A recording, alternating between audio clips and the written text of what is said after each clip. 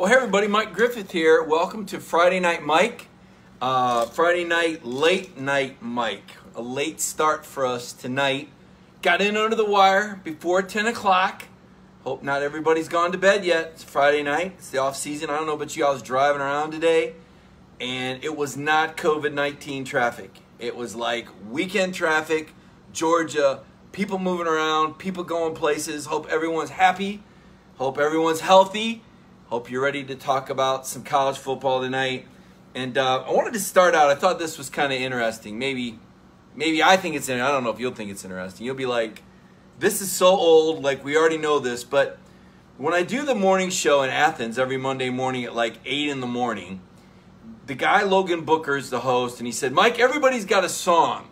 What's your intro song going to be? And it's kind of like, you know, when I played ball, we didn't have walk-up music. And I'm thinking, you know, what would be my song for Georgia? And what I thought about was when I covered Tennessee and when I covered Alabama, when they would pipe in the crowd music and try and give the kids an idea what it was going to be like in Sanford Stadium.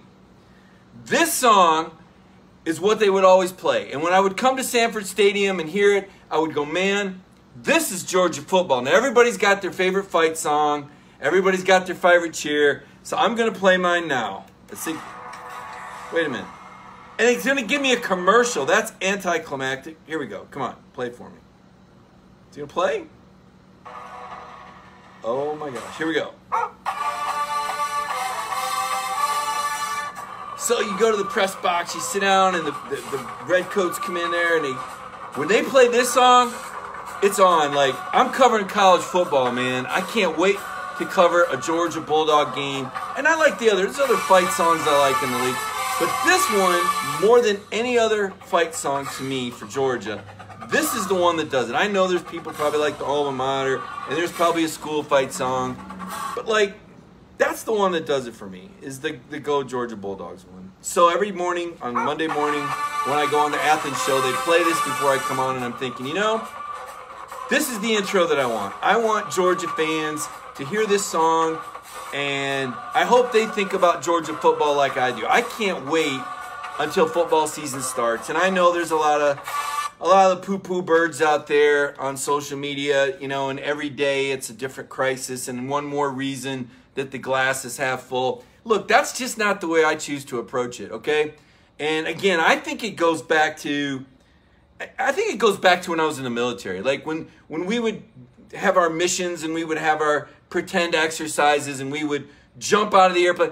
We didn't go, and when your chute doesn't open and you crash and burn, no, it was like the chute opens, you land, you go here, you do this, you accomplish A, B, C. There wasn't like built-in time. Even when I remember I coached my daughters in travel ball, and I would tell the girl, you know why so many people fail? And I don't think it's just girls softball, okay? I think just in general. I think so many people fail because they have a fear of the failure. Like if you go into the batter's box, and everybody watching, whether you're a girl or a guy and you played softball or baseball, if you go into the batter's box afraid to strike out, you are not going to get a hit. You have to go into the batter's box looking to hit the baseball or the softball. And you're thinking about hitting the pitch. You're not thinking about swinging and missing. You're not thinking about failure. And that's just how I operate, and that's why I'm excited about this practice plan that the NCAA put out. And look, I'm very well aware, I'm very well informed that there is the potential for COVID-19 to spike and for cities and governments and legislature to come out with this plan and say, no more college football, no more anything, everybody go back in the bubble. I'm aware that could happen. That's not my mindset, okay? And I wouldn't vote for those people, just so you know. And that's about as political as I'm going to get tonight, because I don't think politics, like I'm a sports writer to write about sports and to write about football. I mean, that's what I do. And, you know, sometimes politics intersect, but not often. I mean, I want to talk to you tonight about who the breakout receivers are going to be. And I had this great interview with Terrence Edwards, the all-time leading receiver at Georgia, and he gave me some insight into what he thought the offense might look like. Like So I have my sources, and I've talked to my people, and I have my ideas of how I think the offense will look and how Georgia will do it. But Terrence Edwards, he's got his people too, and his opinion matters. I mean, he's Georgia's all-time receiver. He's working with these young receivers that are going to play at Georgia next year. You don't think he's got some insight? You don't think he's got an idea what patterns Georgia wants to have these guys running? Of course he does. And so I can't wait to share with you what Terrence Edwards had to say about how he thinks the offense is going to look. Now, if you'll give me a minute at the start of the show, I like to I do the Facebook share thing, you know, views and different people from around the country that are watching. My objective is to get the program out in front of as many people as possible. And I share it off of the Georgia page. Like, I'll share it to my personal Facebook page because everybody that knows me, that's a Facebook friend, knows that this is what I do and this is what I love. And so when they see that I'm doing my Friday Night Mike show, some will be like, there goes Griff again, turn off the internet. And some people will be like, what is he talking about this week? And so I want to give my friends, in addition to my Dog Nation network, I want to give, even if they're in Michigan, even if they're in Alabama, even if they're in Idaho, even if they're in Tennessee. Oh gosh, he said Tennessee again. You'll just have to tolerate my Tennessee friends. They're usually the ones that are still Facebook friends with me know that I'm covering Georgia now. They're good with it. They understand. You know, a great job opportunity came up for me to work with the Cox Enterprises. And I took it. I jumped. You know, the window opened, and you guys know how this goes. You get opportunities for jobs, and you go for it. So let me do my share here. Talking college football again. Join me! Exclamation point. And if you want to share this with people that you know, that you think might want to hear a little bit about Georgia football, or hear a little bit about the NCAA 6-week practice plan that was approved this week, or you just want to rattle somebody's cages, and they'll be like, dude, why'd you share that on my page at 10:05 p.m. on a Friday night? Because I'm a Georgia fan and I wanted you to hear it. Maybe that's what you say.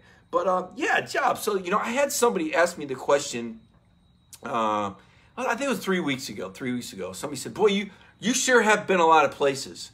I said, oh, you mean like wasn't Kirby Smart at Valdosta State and like LSU and like Alabama and like the Miami Dolphins for a year and even with Florida State and yeah, so what, Kirby's been at 6 jobs, right? He's 44 years old. You know, sports writing is kind of like that. You take opportunities when they come.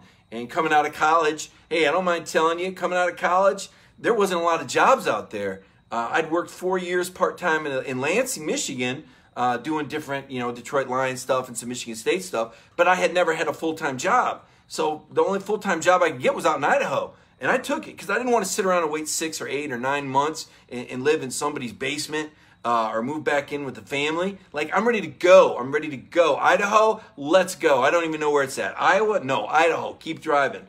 And so out there for 2 years. And then I started networking Mobile, Alabama. That's where I want to be, why I was born there. I was born in Mobile. I probably didn't spend more than a year there, but it seemed like a cool city. I did a lot of book reports on Alabama growing up, and it was all about SEC football. So there I was living in Michigan. I'm like, well, I was born in Alabama, so I'm going to watch Alabama-Auburn games, and Keith Jackson sure seems cool, and they seem to care a lot more about football in the SEC. So that's what I grew up watching while everybody else is like, what about Michigan? What about Ohio State? I'm like, yeah, whatever. I'm watching the SEC because they give a dang. I almost said darn word. But so anyway, out to Idaho, start networking Mobile, Alabama.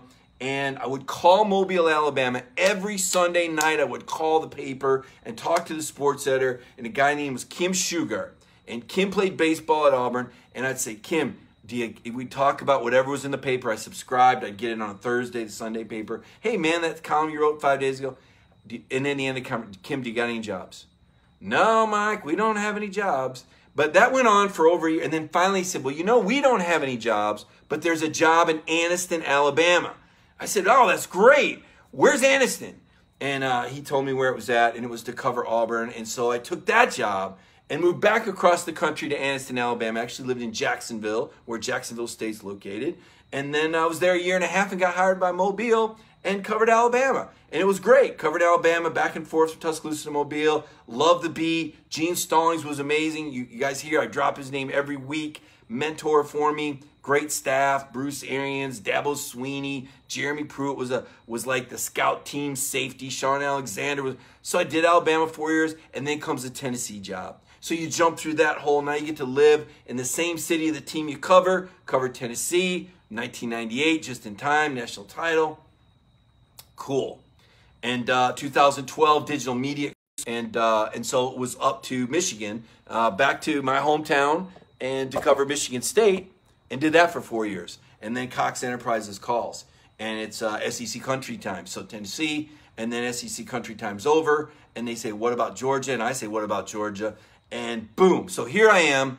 And so when people go, boy, you sure have worked a lot of places, I go, yeah, and I'm proud of it. And I loved every stop. And I learned more from different coaches, whether it was Tom Izzo for 4 years and Mark D'Antonio for 4 years, or Philip Fulmer or Bruce Pearl or Gene Stallings or even Mike Dubose. Man, it was great. Every stop you learn something.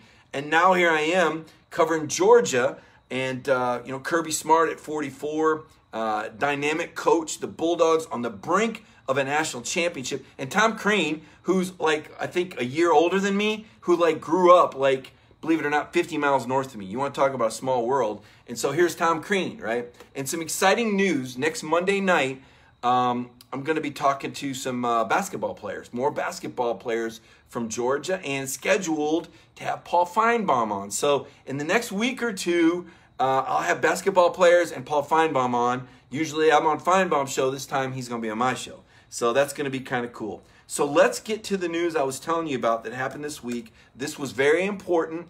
The NCAA Division I Council, they're called. Everybody, they got all these titles, whatever. The NCAA Division I Council on Wednesday did their vote and finalized this calendar that kind of lets us know what does the schedule look like. Because forever it was like, what's college football going to do? When are they going to come back? What does it mean? And we didn't really know. And now we know. So they're currently in the voluntary workouts, which means that Kirby and his football staff can't have anything to do with these guys right now, theoretically. Not supposed to oversee them, not supposed to know any results. I'm sure they don't. And so it's right now the strength and conditioning coach that's overseeing these voluntary workouts. This changes, if you look at the calendar they put out, it changes July 13th. But for Georgia, it changes July 15th. And you might say, well, Mike, why does Georgia have to start 2 days later than everybody else? And the answer is because Georgia's football season starts 2 days later than most everyone else. It's a Monday night game against Virginia in Mercedes-Benz Stadium when everybody else is starting on a Saturday. Now, this is where I tell you I don't like the Monday night game. I think it's bad for Georgia. I think it was poor scheduling, and I don't think it was worth the trade-off. Now, you could say, well, Mike, they are going to be the only game in town, and they'll get a lot of attention. And I'll say, yeah, and they'll also have 2 days left of preparation for the Alabama game that's going to be, 13 days away or 12 days away. I remember Tennessee did the same thing the year they played Georgia Tech in Mercedes-Benz Stadium. And, that's what they talked about, 3 games in 13 days or something like that. Right? Does that make sense? Because you're playing on the 7th, and then you're playing a road game on the 19th, and oh, by the way, you're traveling one of those days. So you actually lose 3 days to Alabama by opening on that Monday night. And listen, I love Chick-fil-A. I love Gary Stokan. He's one of the greatest ambassadors. He's one of the greatest success stories of all the bowl presidents is Gary Stokan. Remarkable guy. I remember when I covered Tennessee, nobody wanted to go to the Peach Bowl. It was the booby prize. And now it's a proud, strong, tremendous, state-of-the-art facility, grand game. Love Mercedes-Benz Stadium. It is by far and away, to me, the modern marvel. Now, I know Las Vegas, they got that deal hooked up. That looks pretty good. I'm not going to say it's going to top Mercedes-Benz Stadium, but I will tell you Mercedes-Benz Stadium tops Jerry World in Arlington, Texas. And I've been there a few times. I can tell you, it's better. What you got in Atlanta is rock and roll, man. I love Mercedes-Benz Stadium. I like this game, but the idea of playing it on a Monday night, I don't like it. And here's one more reason I don't like it, because everybody else gets to start with their coaches on July 13th, and Georgia's got to wait till July 15th. And any way you slice it, come September 19th, Alabama's going to have 2 more days. So So for the first 2 weeks, they're going to be just doing like the same kind of workouts. So they're not even going to have a football out the first 2 weeks. They don't get a football out until July 26th. And then there's 2 weeks where they got kind of a walkthrough period. It's only 8 hours a week still. So it's kind of like, I guess it's comparable to the NFL's mini camp or something like that. That's what it's modeled after. But it's just more trying to make sure the guys are in shape, trying to make sure they're monitored, and getting them closer to be ready for what we see as the conventional start of practice, which is going to be typical. There's still going to be what they call the 5-day acclimation period where they're out there practicing but no pads are on. And then and for Georgia, everybody else comes out of the pads on August 12th, but for Georgia, it's August 14th. So the fact that this is passed, now this puts everybody on the level playing field around the country, because coming into voluntary workouts, it's been different. We talked about that last week. Different teams reported back to campus at different times. So what else is going on? So tonight, there was news of Clemson having 28 athletes and coaches that had COVID-19. And I guess the thing I remind people is that, and I don't take it lightly, so please don't take what I'm about to say lightly, but when you hear someone has COVID-19, it doesn't mean they're going to die, okay? And it sometimes doesn't even mean they have symptoms. So I'm never going to say that's a good thing that they have COVID-19. You know, nobody wants COVID-19. Are you crazy?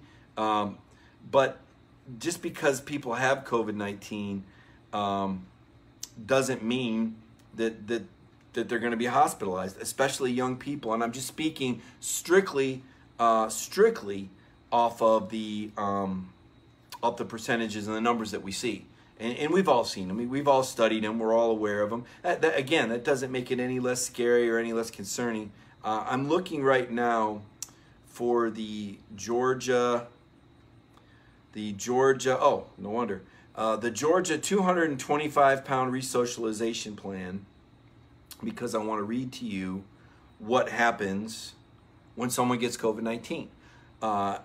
If they haven't already at Georgia, Georgia has chosen not to release the information or the names or players or even how many Georgia guys have had it. I did hear that there was a false positive, but I didn't hear it from an ironclad source.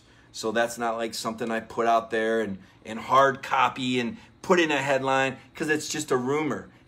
Who knows, maybe it's not even true. So, but you know, you hear things, and you know, that's kind of the problem. You know, I say when a school sits on information and isn't forthcoming, it opens the door for rumors. You know, it could have been on a message board. I heard it from someone that may or may not know, you know, so it's just kind of like speculation. And would it surprise you if out of 130 kids and 30 or 40 support personnel, one person had it? Probably not. It'd probably be even less surprising if there was a false positive.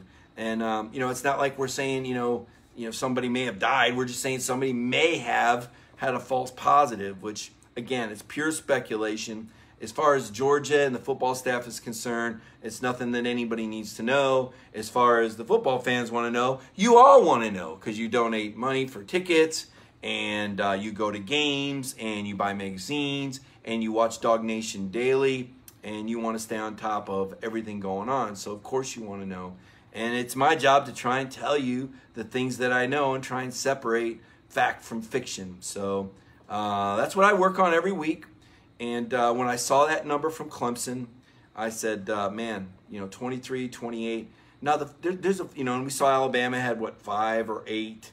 And you say, well, that's not surprising. So then the question becomes, would you rather have, and if you have a choice, obviously the optimal situation is not to have anybody get COVID-19. It all goes away and never comes back. Or the vaccine gets created tomorrow and we take a shot and we never worry about it again. That's not realistic. So that being the case, would you rather your players go through COVID-19 now or in the middle of the season? And then the flip side is, we don't even know. If you get COVID-19 once, can you get it again? If the answer is no, then ideally you'd go, well, geez, we would want to have this herd immunity in the preseason and then not have to worry about it during the season. You know, but is there even such a thing as herd immunity for COVID-19? And that's where I go, you know what? I'm not a scientist. I'm not a doctor. I would have to defer to somebody like Ron Corson, Georgia's director of sports medicine since 1994, a guy that's worked the Olympics, probably the best guy in college football doing what he's doing. And kind of another advantage where Georgia's got that great staff in place. And okay, so here it is. I found it. I hate taking my eyes off the screen. It just seems rude not to look at y'all when I'm talking to you. But here's what happens if a Georgia football player gets COVID-19. Number one, immediately take steps to isolate the diagnosed student athlete. Well, there's a shocker. They're going to pull the guy out of the drills. Of course they are. Number two, take steps to quarantine the other student athletes and staff who are known to be in close contact. And this is where the Georgia plan is kind of ingenious, where, you know, they broke it down. Kirby was telling us about this a few weeks ago when he talked. It's been a while since Kirby talked. He kind of lays low. He's not much of a talker. But so when he does talk, you really got to listen because it means he's got something to say. I think it was 2 or 3. It might have been 3 weeks ago. Kirby talked on a Zoom call. They break the guys down for the workouts right now in the voluntary workouts into groups of 20, and then within the group of 20 you have a group of 6, 7, and 7. So, and they all remember that they go one way into the weight room, and then straight into the indoor facility, and then straight out, right? One way, and they do these sessions, and then between every session they clean, right? And then at midday they do like a deep clean. So there's a lot of cleaning, there's a lot of disinfecting, doing everything they can, and then you hope that once the players leave the facility, you know, that they're going to follow the recommendations and do the social distancing and the masks and minimize contact with others. So, when you say immediately take steps to quarantine the other student athletes and staff known in close contact, we're going to talk about those people that are working in the same group. And they keep the groups the same for that very reason, so that if there is a COVID-19, they can limit the outbreak. So that's pretty ingenious. Number 3, they notify the university, Georgia DPH. 4, follow university DPH recommendations, Department of Health. 5, immediately notify the residence hall, especially if the student athlete lives on campus, right? 6, daily monitor those in isolation and quarantine, provide appropriate medical care, consult with infectious disease physician, consult with cardiology physician, future lab work and more testing. So very thorough plan at Georgia if you get COVID-19. Again, this isn't fun to talk about, but it's something that you need to know. And it's something that Georgia has gone to great lengths to come up with the best possible plan for. Now, let's get to the fun stuff. The fun stuff is football, which is what I do. It's what I talk best about. You know, I see an Ohio State comment there from Tim Wilson. I want to say something here. I want to sound a little edgy's not the right word, but I don't know. I don't like it when people schedule games and don't live up to the schedule. I think I don't like that. Did you know this was the year that Georgia and Ohio State were supposed to start at home and home, was 2020 and 2021? And what was it, 12 years ago, Ohio State backed out? I mean, what's up with that? Ohio State was supposed to play Georgia at home and home, and they back out. And oh, by the way, I was covering Michigan State, and Michigan State and Alabama were supposed to play a home and home in 2016, 2017. Well, let me tell you what happened. So Alabama was going to host Michigan State in I think it was 2016, and then Michigan State was going to get to host Alabama. Well, Michigan State found out that Alabama was going to go ahead and play Michigan State down there in Tuscaloosa, but then buy out the return game oh yeah, we're going to sign a home and home with you. You come down here and play us. Oh, and then we're going to buy out the game up there. So we're really, you know what? There's a bad word for that I would say if I didn't think kids were listening. But that's not cool, man. So when Alabama and Ohio State make their 2026, 2027 home and home, forgive me if I don't celebrate it, because both of those schools have welched on deals. I think welched is an okay word to say. Like when somebody welches on a bet, they don't pay, right? So that's not a bad word. I don't think anybody's offended. So forgive me if I'm not convinced that Alabama and Ohio State are actually going to play in 2026 and 2027, because both of those schools have a history of backing out once they make agreements to play home and homes. So I feel a little bit better getting that off my chest now. I might have had a tweet that wasn't quite that strong, but may have implied some similar things. So Talked with Terrence Edwards Monday night. Brought this up at the start of the program. Love talking to Terrence Edwards. He has his own little wide receiver academy. I don't want to say little. I don't know how little it is. He's got his own wide receiver academy in Atlanta. He coaches a lot of guys, and a lot of them end up coming to Georgia. So I think he's got some insight. And talking to Terrence, we did like this 30-minute thing. If you haven't seen it, it's in YouTube. We've done it on Dog Nation. Totally worth the watch. Listen to it in your car. Terrence Edwards is the real deal. Love this guy. He's so humble. You would never know that he's Georgia's all-time leading receiver. And when he retired, when he finished his career at Georgia, he was #1 in SEC history. He's still #3. The guy didn't even play wide receiver in high school. He was a quarterback. So I know A.J. Green is the guy everybody talks about. But if you look in the record books, it's Terrence. And Terrence is the guy that says, you know what? George Pickens can join that group. Terrence says George Pickens can pass me up.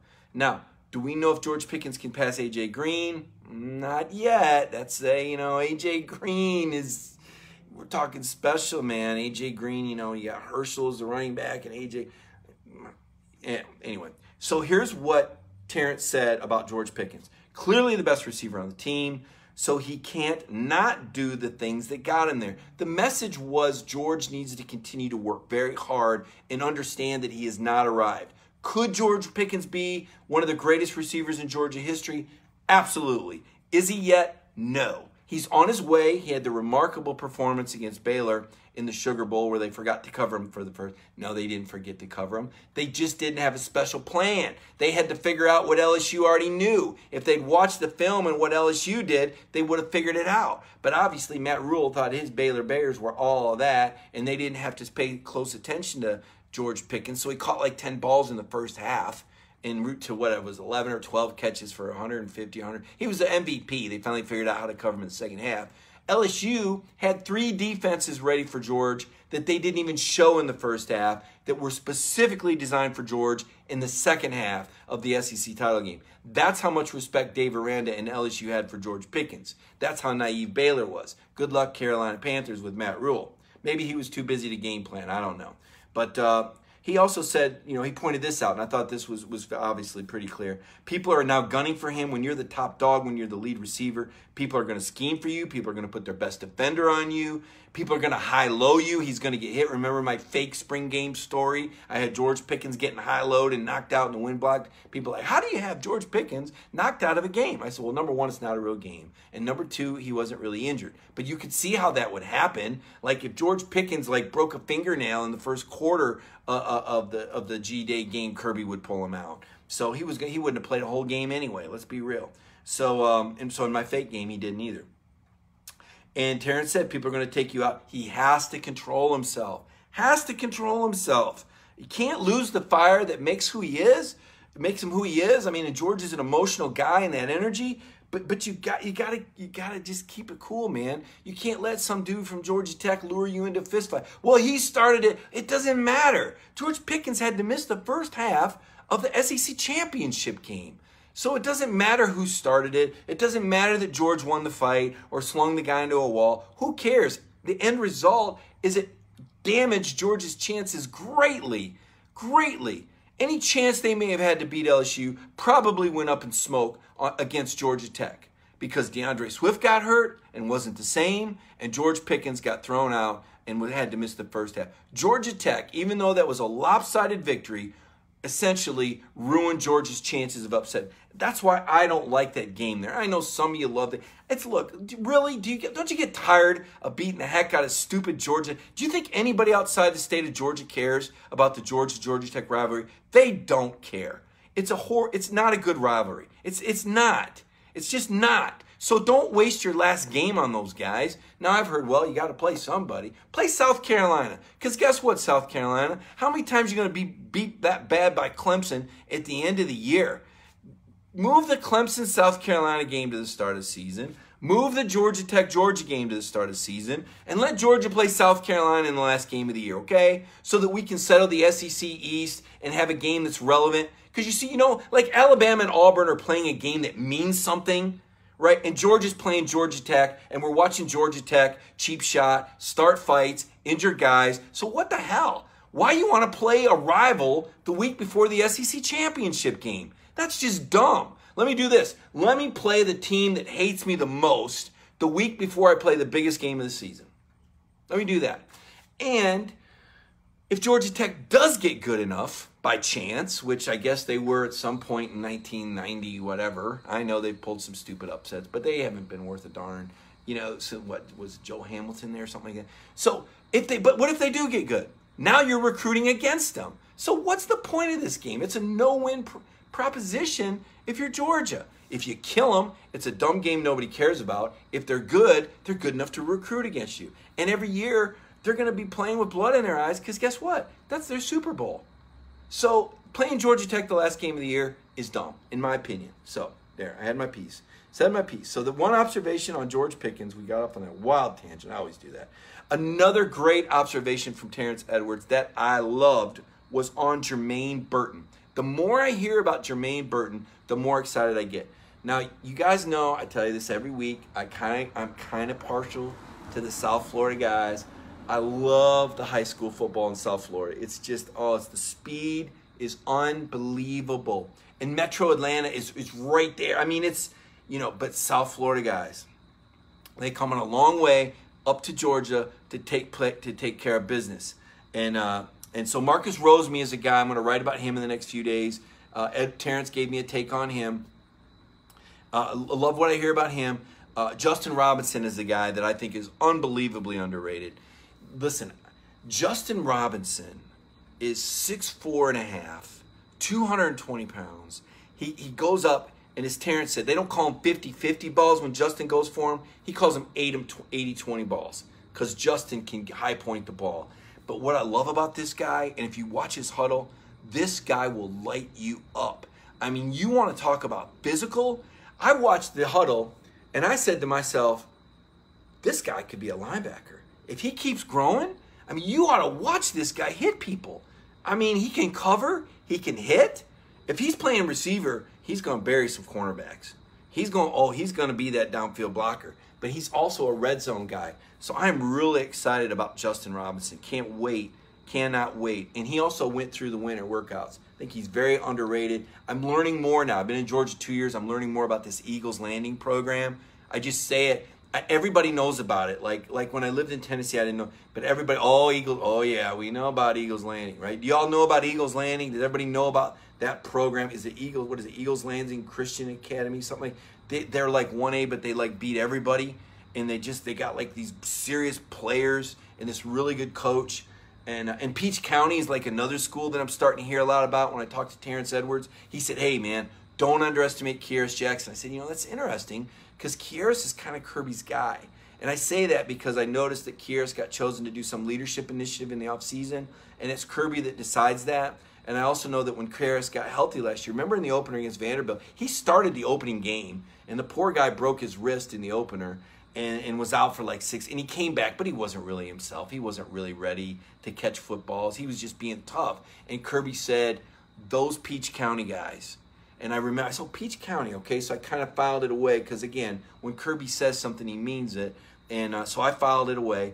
And I'm talking to I was talking to Terrence Edwards however many months later, and he goes, those Peach County guys. So you guys know that are watching, that are in Georgia, that know high school, you probably go, yeah, Griff, welcome to the party. You're late again. It's good that you know about Eagles Landing. It's good that you know about Peach County. Oh, by the way, do you know about Grayson? Yes, I know about Grayson. Yes, I know about Buford. Yes, I know about Pace Academy. So I'm not born yesterday, but I'm starting to figure it all out. I know about Houston County. Did I say that right? Houston County, not Houston County, where Jake Fromm is from, down there in Warner Robins. I'd covered a guy by the name of Jason Big Nasty Respert at Tennessee that was from Warner Robins, and I learned that Warner Robins is another one of those rock and roll schools. Jermaine Burton, though. So Jermaine's coming from California, but not really. He lived here before, so Terrence Edwards knows Jermaine Burton, and the thing that he told me about Jermaine Burton that makes me so excited to see if this guy can live up to the hype is yards after the catch. And if you think about it, the last couple years, Georgia really hasn't done much with, thank you, Houston County. Thank you very much, Tony Porter. It shouldn't be pronounced that way, but you're not, if you call it Houston County, everybody's like, yeah, you're not from around here. But the thing about Burton that excites me is YAC, yards after the catch. And I've sat there and I've said, you know, Georgia does a terrible job with yards after the catch. It's awful. Nobody does anything after the catch. Now, we saw Lawrence Cager with a 52-yard touchdown against Florida, but that's because there was a blown assignment. And we've seen, like, the ball aired out Dominic Blaylock against Auburn in the first quarter, and it was 60-some yards. But, like, who does anything with yards after the catch, and why is Georgia so bad at that? Why can't Georgia's receivers do anything after the catch? And Jermaine Burton is going to be a guy that Terrence tells me is going to do something after the catch. Now, this is one that I'm not gonna argue it, okay? Because remember when I said I've got my opinions and I've got my thoughts, and that Terrence had his, and that I'm going to respect Terrence because he's the all-time leading receiver and he's got some insight that I don't have. But I'm trying to figure out. He said Demetrius Robertson would be the make-or-break player on the team. That seems like a lot of pressure. Now, I understand the logic because everybody knows that they're going to have a Pickens plan. They're going to double George. They're going to have plans for George. George is still going to try and get the ball to George. But who's going to be that number 2 receiver that makes him pay for double teaming or shading the safety to Georgia's side? And Terrence believes it's going to be Demetrius Robertson. Now, Demetrius is a senior. He's originally from Savannah Christian. We all know he went to Cal and had 7 touchdowns and 700 yards as a freshman. But the Pac-12 is not the SEC. And he didn't see the amount of press coverage, and he's had trouble with press coverage. So the first year, he wasn't really in good enough shape to beat out anybody. He didn't go through spring ball, and remember, he was coming off an injury. So he played, but he didn't really play a lot. And it wasn't that he was a bust, it's that he wasn't healthy. And he didn't play the physical style of receiver that Kirby, you know, if you're going to play receiver for Kirby Smart, you're going to block, you're going to play physical. And Demetrius just wasn't there yet. Last year, the hamstrung him. And I don't think he was ever really over it. Like, I never saw that burst from Demetrius Robertson that I expected. I mean, this was a guy with, you know, Olympic speed, but did he ever look like he had Olympic speed last year? I didn't think so. It was like poor Tyler Simmons with that shoulder brace on. And, you know, you just kind of felt bad for the guy. It's like he's tough as nails out there playing with that shoulder brace on. But then, you know, against Notre Dame, he fumbles the punt return because he got the shoulder brace on. You're like, well, what do you expect? You know, Kirby. Like, okay, so I don't question the head coach much, but I just did. Kirby Smart, having Tyler in a shoulder brace. I know you love the guy. I know he's a great practice player, but that was a bad idea. Now, Kirby might say, well, you don't know who else was back there. He might have been the best option we had. And that's where I would say, yep, you're probably right. But on the outside in, I go, why you got a guy in a shoulder brace? All right? Demetrius Robertson pulled a hamstring, not the same guy. Why is he running jet sweeps? Doesn't look like he's got the Olympic speed. Now, does he have the Olympic speed this year? You hope so. It's his senior year. This is going to be a very important year. And what Terrence Edwards said is he's the player that's going to make or break our season, in my opinion. He's a senior. He's going to be the leader of the group, and he has to be productive. He has to go out and be the guy we thought he could be coming from Cal. And I know him. He works. He wants to be good. I think he's going to have a good senior year. That's what Terrence Edwards said. And I take what Terrence said. I quote people that I believe in. You know, being a good reporter, it isn't just how well you write. It's knowing who to trust. It's knowing the horses to bet on, as I say. Like, who is going to be your... There's plenty of people you can talk to. Plenty of people with opinions. But whose opinions carry the most weight? Who are the most credible people for me to talk to? And if you imagine a story as a birthday cake, opinions and sources are the ingredients. And I want the best ingredients that I can get to bake that birthday cake of a story, or to do that peach pie of a broadcast to you tonight on Facebook. And so I got to have the freshest peaches and the best crust and butter. And if I cooked, I would have more ingredients. But I don't cook, so I don't know what more ingredients. But I do know good sources. And I bring you good sources and good information. And that's why we're here. Plus, it's fun. It's Friday night, and we get to talk football. And nobody can take that away from us. So if you want negativity, it's there. You can go on Twitter. I don't need to tell you the names of the guys that are doing. Boo-hoo. Oh, another COVID case. End of the world. You know what? I'm not listening to that. I'm aware of it. I'm going to take measured risks. But don't tell me how bad everything is every stinking day. Because every day is an opportunity. And it's up to us to make the most of it. And it's up to us to take measures and precautions and not let this ruin our lives. I don't get today over again. So maybe there's more limitations. Maybe I got to be more careful. Maybe when I pumped gas, I had to put a napkin around the thing, right? And wash my hands when I finish. Oh, a little inconvenience. Better than the alternative. Better than just sitting in the cave all day and not seeing any sunlight, getting any vitamin D. You know, I'm sorry, things aren't perfect right now, but I'm not going to sit there and feel sorry for myself and predict the end of the world every day. That's just not me. So if you're tuning in to hear negativity and concern, you're not going to get it here because I'm focused on the season. I'm getting ready to cover Georgia football. It's going to be my third year covering the Georgia Bulldogs, and I'm looking forward to it. And it's going to happen. I'm going to be in Mercedes-Benz Stadium on September 7th. And if I've got to sit and do a Zoom press conference afterward, then that's what I'll do. But I'm going to be talking it right in Georgia football. And, you know, if other people, like I said, if they want to feel sorry for themselves, go for it. Knock yourself out. But my life's too short for that. So let's go to your questions now. It's been 40 minutes of Friday Night Mike. We had a late start. I appreciate y'all that joined me. I'm glad that you're here. Last week I went early in the daylight. Today I went a little late, had to go long sleeves because it got a little cooler outside. And I said, man, I looked at the 70 degrees, really? Georgia, 70 degrees, Athens in June? Okay, take a picture of that because it is so hot. Look who's here tonight.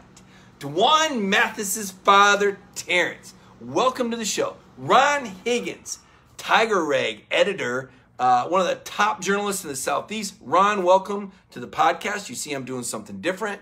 Ron, longtime Memphis commercial appeal guy. Terrence Mathis, you know him as Dwan Mathis's dad. Terrence, I just know that Dwan is killing it. It's an exciting time for the Mathis family because Dwan got cleared to play football completely in May with an MRI. And so he's in the mix. And we're going to see Dwan Mathis play football this season, folks. And again, there's just so much good news, and that's why it's exciting. And, and Ron covering LSU, I don't know what you're going to have to do, Ron. A lot of rebuilding down there with them LSU Tigers, man. It was a special season. I'm glad you got to cover it, but I don't think it's going to happen this year, Ron. I don't think I'm going to see you back there in Atlanta. But if I do, that's cool. I like LSU. I love the fans. I love the uniforms. I love the color. I love Tiger Stadium. And everything went right for LSU. And you know what? The year before, they gave Georgia a really good kick in the pants, right? And Georgia responded and was the best team in college football in 2018 November. And then the Alabama game, we won't even go there. What questions do you have for me tonight? Tell me what questions you got. Tell me what you want to talk about. James Crump says Mathis and Newman are neck and neck. Next season will be a season to sign. We'll see. We'll see. I mean, I don't know what's going to happen. Who says that Dwan can't shine this season, even if Jamie Newman is the starter? Look, guys, we're talking about Kirby Smart, okay? Kirby don't play by the same rules as everyone else as far as strategy. I can tell you how these defensive coaches work. Now, an offensive coach, other than Spurrier, who was like, oh, let's play two quarterbacks mind game, most offensive it's a quarterback. You have to be very careful. This is a very fragile position. You can only play one. Let me tell you, these defensive coaches, hell, they look at it like, I play two cornerbacks, I pull a guy if he's not playing good, I'll pull a quarterback. I'm cornerback, linebacker, you're a football player. I'm not going to guarantee you, but if I had to bet, I would bet that we will see 3 quarterbacks play in September for Georgia. 3, maybe 4. Because I could see, look, if Dwan Mathis is 6'6", and 215 pounds, which I know that he is, and if he can run a 10-800, which we know that he's done, wouldn't you find a way to get this guy in the game somehow, some way? Even if it's a package, even if it's a goal line, if it's maybe a receiver, who knows, trick play. Wouldn't you find a way to get a 6'6" guy out there that runs a 10-800 that can catch the football? Because you saw him catch the football in the G-Day game, who can also throw the ball about 70 or 80 yards. Yeah, I think you're going to give that guy a chance. And I think you're going to give Jamie Newman a big chance. He's obviously the guy, that was brought here from Wake Forest. And you all but handed him the job, and Kirby kept going, still got a quarterback battle, still don't know what they can do, still going to compete. And we were going, yeah, sure, Kirby. Why should we listen to you? You're just the head coach. No, he was telling you, that it was still wide open. And boom, out from the west, come riding in on Traveler, or I guess the imagery, I guess that's the Southern Cal White Horse, his name is Traveler. So the imagery of JT Daniels riding in from the west into the Georgia town for the gunfight to be the quarterback. Well, we don't know if he has any bullets yet. He hasn't gotten his eligibility yet. We're still waiting to see if he gets the waiver. Got to believe, if you're JT Daniels and you're from Southern California, you are not going to travel across the country to sit for a year. You're just not. Like, I can go anywhere I want. Let me go to Georgia where I can sit for a year and then have to compete with Dwan Mathis and Carson Beck. No. He thinks he's going to get the waiver. He thinks he's going to play this year.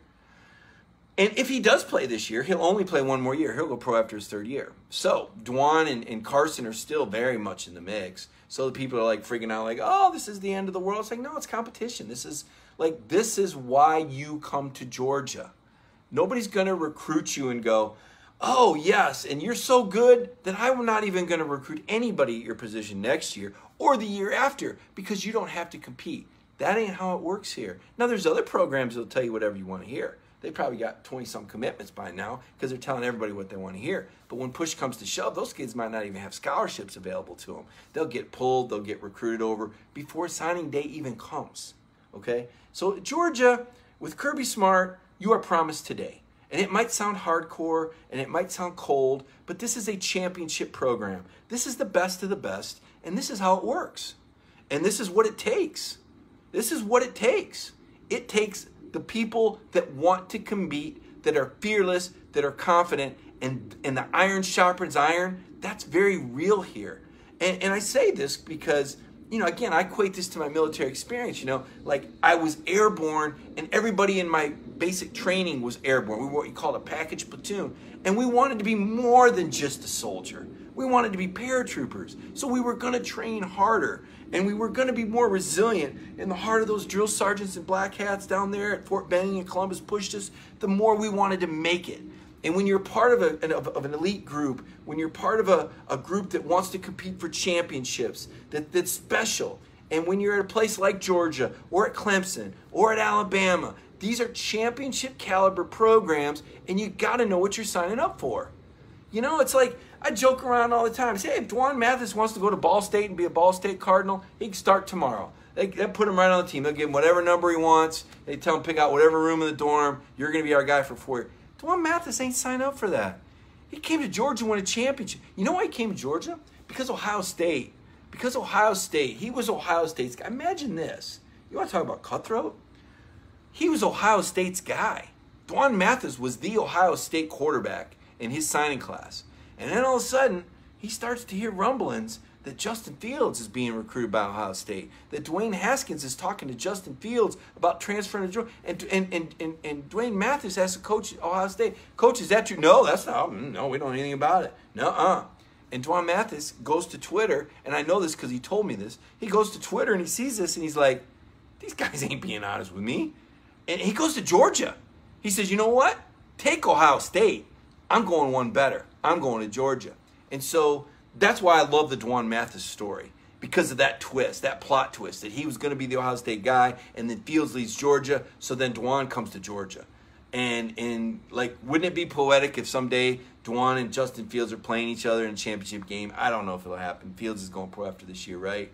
Yeah, he's going pro. He's a top 5 projected top 5, and good for Justin. He didn't do anything wrong by going up there, but the fact that Ohio State was going to try and keep Dwan and not tell him that Justin was coming, to me, that's shady. That's shady. Ohio State acts all high and mighty, and I've just seen enough that I'm not wowed by Ohio State. I covered the Big Ten for 4 years, and I am impressed by Urban Meyer. I do think he was a great coach, and I think he did a great job there. But I watched Michigan State beat him twice while I was up there with far less talent. So I know that Ohio State can be had, and I know that for all the talent they've got, there are tougher teams out there. And what Kirby's trying to build at Georgia is a team with all that talent, but that also has the toughness.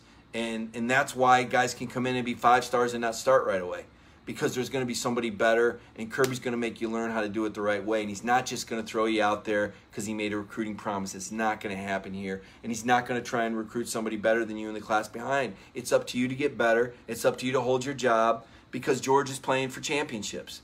They're not playing for 8 or 9 wins. There may have been a time in history where Georgia fans were happy with 8 or 9 wins in their annual trip to Jacksonville, okay?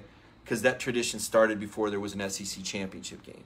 But now that there's an SEC championship game, now that recruiting weekends are so important, the fact that you're giving away a home game and a recruiting opportunity and you're getting on an airplane while the other team's driving 60 miles is absolutely nuts, that you're not doing everything you can to win championships. The head coach tried to tell you that.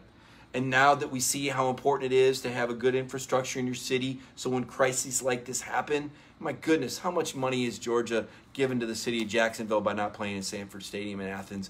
How much better could Athens be? How much better could the city look? The people make publicly. I mean, I'm not going to get on the tangent. There we go. That's my little.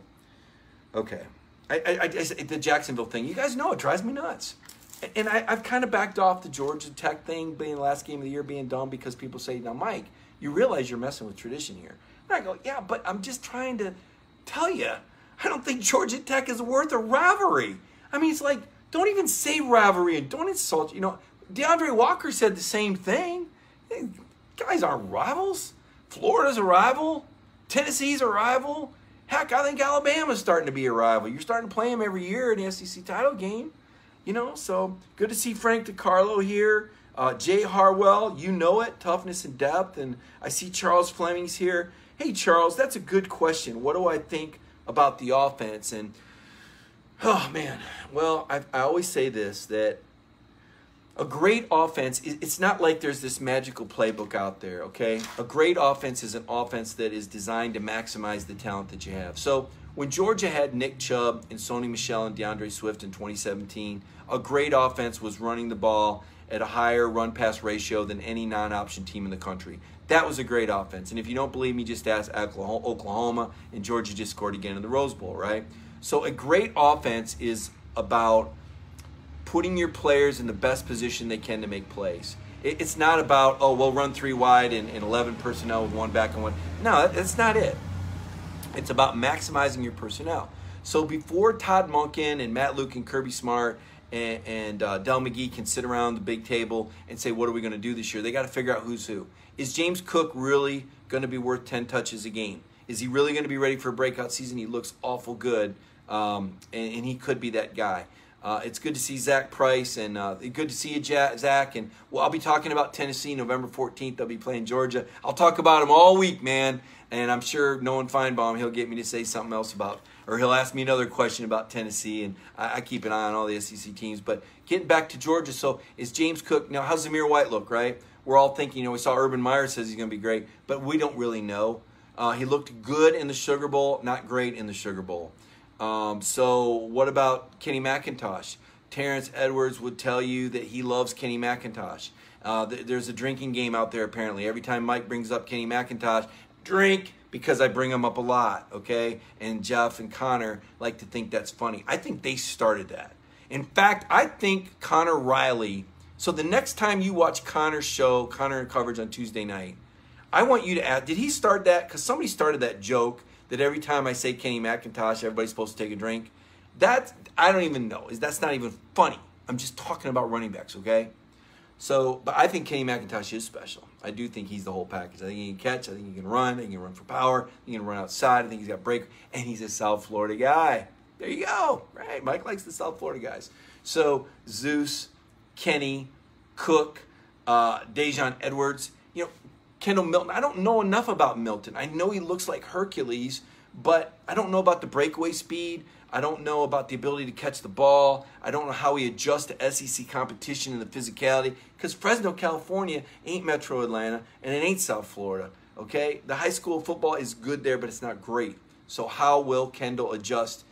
We will wait and see how Kendall Milton adjusts in the backfield. But the guys I'm counting on are James Cook, Zamir White, and Kenny McIntosh carrying the load. Those are the 3 guys. On the perimeter, we talked about George Pickens and the receivers earlier. Edwards likes Demetrius Robertson. I'm high on Justin. Justin Robinson's good, but Darnell Washington, the tight end. This guy, Darnell Washington, I've been told is the best tight end prospect in 10 years. This kid out of Las Vegas. We hardly even talk about him. That's how deep George is. Everybody else would be building an offense around him. And I covered a good tight end at Tennessee by the name of Jason Witten. And Jason was a star from the beginning. I have the same feeling about Darnell Washington. Now, I don't know how much he's going to get used. He's got to beat out Trey McKitty. That's another grad transfer coming in from Florida State that Mark Richt said is like the typical tight end. This is a guy that can block, that can catch, that can do the tight end things. And of course, we know Mark Richt had some great tight ends. So if Mark Richt holds him in that company, and Mark Richt actually recruited him at one point at Miami, that tells you this guy passes the gold standard, because I think Mark Richt did as good a job as anybody with tight ends. But Darnell Washington, I'm excited about this guy. So what do we got? Some questions. Did somebody ask? I saw somebody was asking about. Yeah. I don't know anything about Darnell having any recent. I know the Dominic Blaylock news, but I haven't heard anything about anything recent on Darnell Washington. I'll Google that. I don't know when that would have come out. I didn't see anything about that. I see him at, coming back. I see Dominic Blaylock is the guy that we were talking about, but didn't see that. So that'd be a scoop on me. Blaylock is a guy that, had he not had knee surgery in December, would have been the number 2. I fully believe he would have been the perfect complement to George Pickens. But the knee surgery, the injury in the SEC title game, and I know he's a fast healer, and I know a lot of the other guys are talking about pushing him to come back, but just in my experience watching receivers come back from knee injuries, it takes more than a season. They can get back physically, but they don't get back mentally. So, kind of got to wait and see what's going to happen with that. Kenneth Wiggins said, I'm behind. Well, I guess I am. I didn't check his Instagram tonight. And I'll see more about it, if it was arthroscopic or reconstructive. News to me. Be interesting to see what happens with that. But still a guy at 6'7", 260 that has the potential to make an immediate impact. George has also got John Fitzpatrick coming back there. John played some more snaps last year. Thought he did a really nice job. It's year 3 for him in the program. He's a big, tall guy. When I watch him in the drills, it looks like he's catching the ball really well. And Trey McKitty, again, Kirby Smart, a guy that constantly is recruiting, adding depth to every position. There's just not many programs that you could look at and find this quality and caliber of depth everywhere. And George has got it. I mean, you take one guy out and the next guy might even be better if he gets an opportunity. I mean, when Tyson Campbell went down, I was kind of, I don't know, I kind of looked at it and thought, man, that's going to be tough, because I thought Tyson Campbell was having a great year. He was coming up in run support. Thought he looked great. And then he had the foot injury. And DJ Daniels goes. And DJ Daniels just played outstanding. And to the point where now it's like we don't even know who the starting corners are going to be, right? I mean, I think you pencil in Eric Stokes. Really like Eric a lot. I think he's earned Kirby Smart's trust. But Tyson Campbell, the 5-star upside. But then DJ Daniels did a good job. So you got, and then Keely Ringo's coming in. Sentel's telling me he thinks Ringo might play star or safety, but I don't know. I mean, it's going to be a matchup kind of deal for the most part. When you look at these teams, they're going to play 3 and 4 wide. They're going to have different size receivers, and you can bet that Kirby could play some matchups there. So that's going to be pretty interesting. I'm pretty excited to see how that's going to work out. A lot of things going on with Georgia football right now. A lot of excitement in the preseason. Let's see what you guys have for me tonight. If you have any questions, we can get to it. What do we have for Mike tonight on the beat Friday night? Mike, what questions you got for me? The offensive line, how will it gel? Great question. I think a lot of this is going to be predicated on whether or not Jamari Salyer can hold that left tackle spot. I know he's cut to 309. I know that he graded out well, but he was graded as an offensive guard last year, and playing in space is a whole different animal. Jamari's a talented guy. I'm not going to say that he can't do it, but I will say that there's going to be some competition there. I don't necessarily think that the line is going to be ideal at the start of the season. I think it's going to take some time for these guys to gel. Justin Schaefer coming off of the neck injury. I think he'll be your left guard. Trey Hill at center. Not sure what's happening at right guard. I know a lot of people freak out when I say that and go, what about Ben Cleveland? I say, what about him? The guy was suspended for the Sugar Bowl. He let his teammates down. Is he going to be eligible this year? Is he going to lose weight? Is he going to be healthy? He's had injuries. I think he's a question mark. When Ben Cleveland's healthy, he's an animal. He's a beast. But missing the Sugar Bowl, to me, I mean, I just don't write that off. I just don't forget that. When a guy lets his team down, to me, that's until you prove that you're going to be there the next time. I've got a question. Chad Williams wants to know, how many different formations will Todd Monken run? Enough to be effective. You know, I think what you may be hitting on there is that maybe there won't be a lot of different plays, but there'll be a lot of different formations and a lot of different motions, because the objective is to try to get the defense out of position, and the objective is to try and make sure the defense isn't able to zero in on what you're doing based on your formation, right? That's why teams do self-scouts, and really good teams will do a self-scout to the point that they say, you know, when we line up this way, 9 out of 10 times we run that way. But for the Florida game, we're going to line up this way. They're going to think we're going to run that way because we always do. But for this particular game, when we show this formation, we're going to do that. Terry Bowden was a master of that at Auburn. Best game day coach that I covered was Terry Bowden. The plays that he would make on the sidelines, the adjustments he would make. And obviously Spurrier was great at that. I didn't cover Spurrier as a beat guy, though. I did cover Terry as a beat guy, where we'd sit in the press box and we would try to guess the play based on different shows or tells or tendencies. A lot of teams, you know, based on, like, for example, I'll give you one easy tell, and you may have already noticed this. A lot of teams, the running back will line up about a yard or two deeper in the backfield when he's running the football. Now, I don't know if that means the defense can't see it because their depth perception, but I can see in the press box, I go, they're going to run it. Look how deep that back is in the backfield. If he's going to end in pass protection, he'd be close to the quarterback. And you think to yourself, like, do they even realize they're tipping this play off?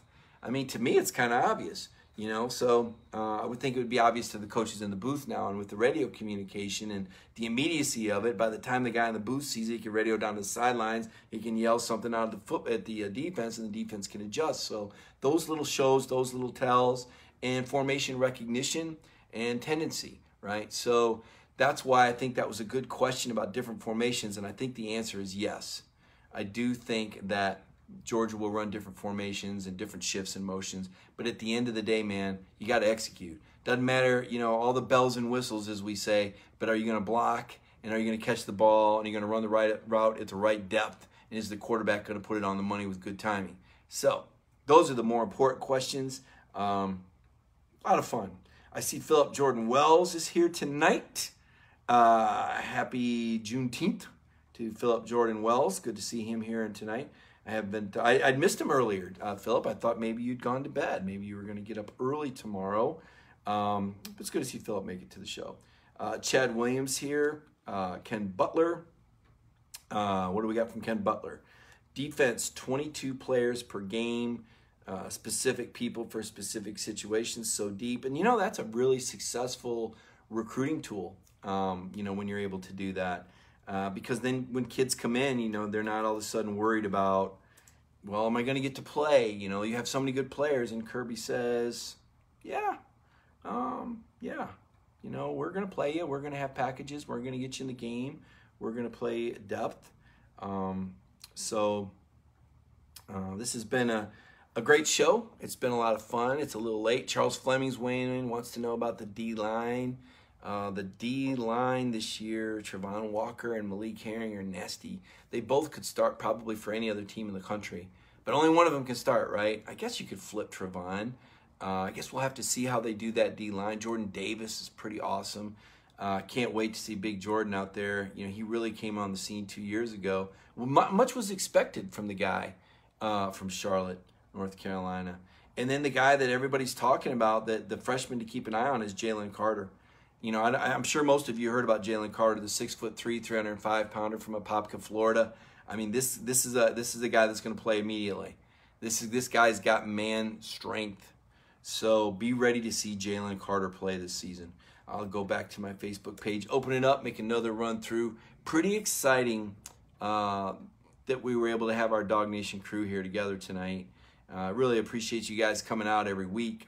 It's always fun to talk football. I always kind of have a agenda, kind of an item that I think about, and my item this week is I'm just tired of the negativity. I'm tired of the negativity. I started out the show on a rant about it, and I'm just tired of people looking at the glass half full, because to me that's just not. You know, I did a paper in college. My minor was psychology, major in journalism, about free throw shooting. And they did like an experiment. And in all things being equal, on one end of the court, there was a player that took 10 practice free throws with a basketball. And on the other end of the court, there was a player who pretended to take 10 practice free throws. And they did this over and over and over and over again.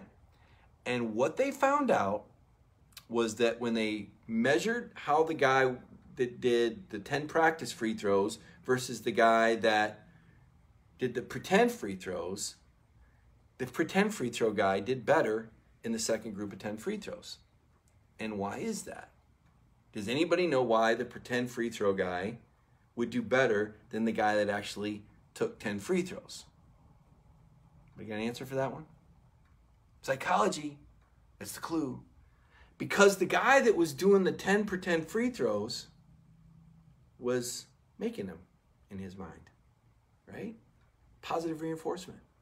You take a pretend free throw and you visualize the ball coming off your hand and you visualize it going through the hoop. You take 10 of them and you make every one. The other guy is probably missing 4 or 5. And Chad just nailed it. The pretend guy never misses. So he has the positive reinforcement when he goes, now we're taking a real ball, and he's got positive reinforcement, and he's going to make it. I mean, that's the power of the mind, right? The power of the mind. And I'm not saying we're going to make karma. We're not going to have the karma to make this COVID go away. But think positive. Think positive, man. And it's just healthier. And it's better. And it's more productive. And I think that's what I'm going to leave you with. Me and Mason here, my bulldog, Mason the bulldog. Man, I love this dog. I never had a dog out in front of my house. I wasn't sure that it was proper to have a dog in front of my house because I cover the Georgia Bulldogs. But then I said, no, wait a minute. There's nothing on this dog that says Georgia. It's just a bulldog.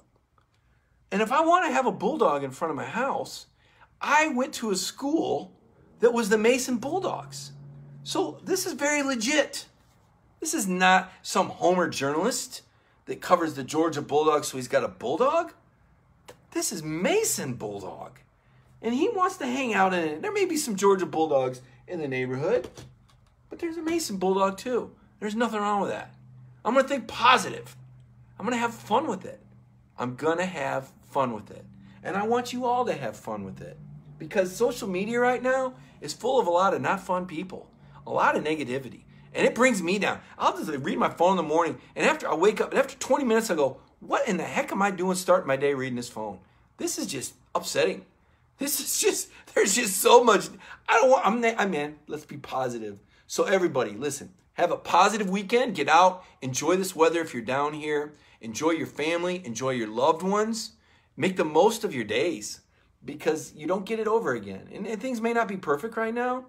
That doesn't matter. That shouldn't stop you from optimizing your life and looking forward to football season. Be optimistic about it. These players that are over there working out and people, oh, they shouldn't be. Who the heck are they to tell these football players they should? These guys want to be working out. They don't want to be sitting at home. They don't want to be in the home gym. They get COVID just as easily at home as they could here. So for all these people, oh, they shouldn't be playing. Oh, it's because it's safe if they don't, right? No, it's not. So let's just move on with it. Let's just do what we want to do and be smart and make good decisions. So everybody, thank you so much for joining me tonight. I'll be back Monday night. Have a very safe and enjoyable and peaceful weekend.